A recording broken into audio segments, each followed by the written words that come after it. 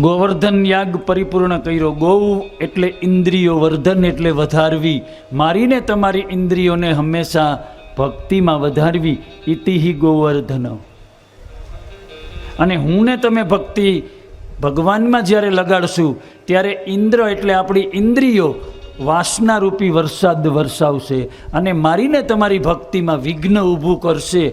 આને ગોવર્ધન લીલા કહેવાય.